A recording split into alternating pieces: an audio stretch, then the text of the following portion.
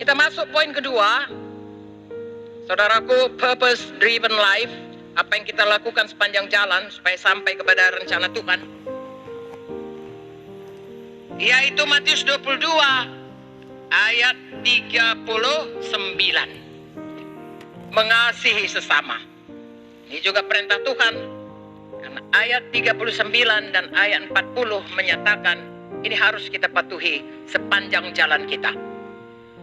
Matius 22, 39, 40. Dan hukum yang kedua yang sama dengan itu ialah kasihilah sesamamu manusia seperti dirimu sendiri. Pada kedua hukum inilah tergantung seluruh hukum Taurat dan kitab para nabi. Silakan duduk saudaraku. Ya. Jadi hukum pertama mengasihi Tuhan, hukum kedua mengasihi sesama, dan di dalamnya termasuk di dalam Alkitab ini semua. Haleluya. Jadi kalau saudara mau sampai kepada tujuan Tuhan, saudara harus lakukan itu. Karena kita dipanggil Tuhan untuk mematuhi firman-Nya, untuk mengasihi Tuhan, mengasihi sesama kita. Haleluya.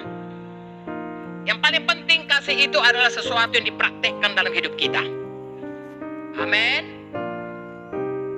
Paling sedikit kita harus mempraktekkan 1 Korintus 13. 1 Korintus 13 ayat 4. Sudah baca dari ayat 1. Tidak ada gunanya semuanya pelayanan kita kalau kita tidak memiliki kasih. Sebabnya hari ini saya ingatkan saudara supaya apapun yang saudara kerjakan itu semua karena kasih. Apa saudaraku? Kasih.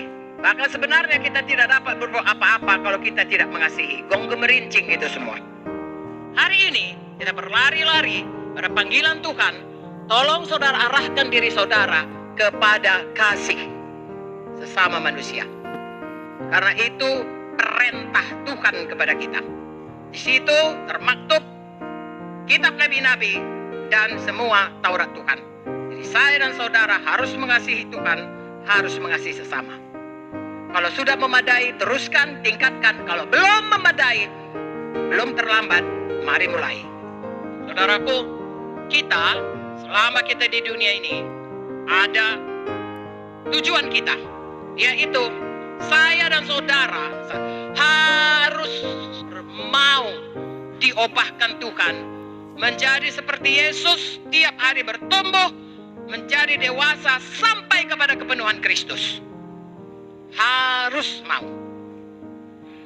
Saudara dan saya, lihat kemari sayang, harus memadai, harus berlari-lari dalam hal ini, dalam hal diubahkan Tuhan. Jangan tahun lalu masih juga mendendam, sekarang ini pun masih mendendam.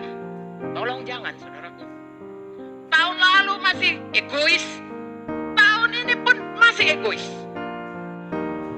Dengarkan saya. Firman Tuhan berkata, setiap perkara kecil Tuhan berikan perkara besar.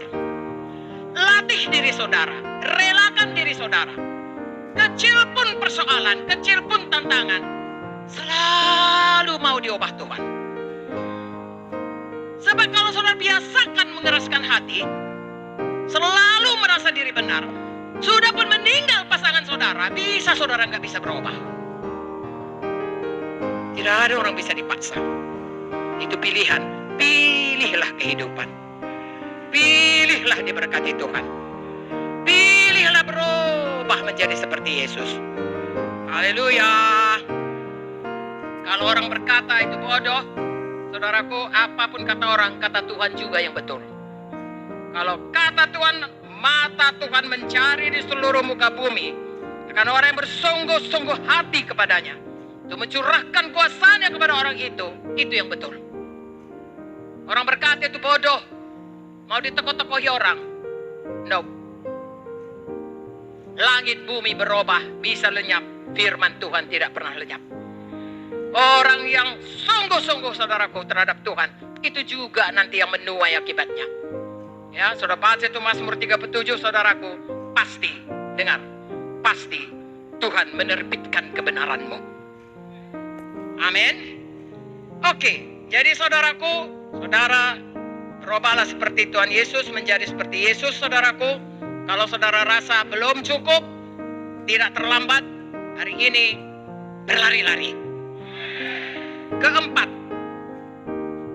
Keempat, saya dan saudara masih dibuat Tuhan tinggal di bumi ini karena ada rencana Tuhan yang harus kita genapi, yaitu kita punya bahagian dalam tubuh Kristus.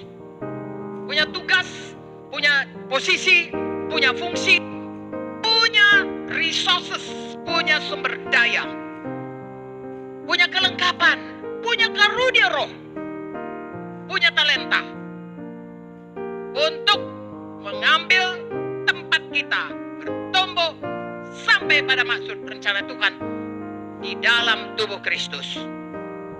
Nah, saudaraku, tolong, ya, beri dampak hidup ini untuk kerajaan sorga, untuk jiwa-jiwa, untuk memberkati, untuk memberi kehidupan. Ada tugas masing-masing. Amin.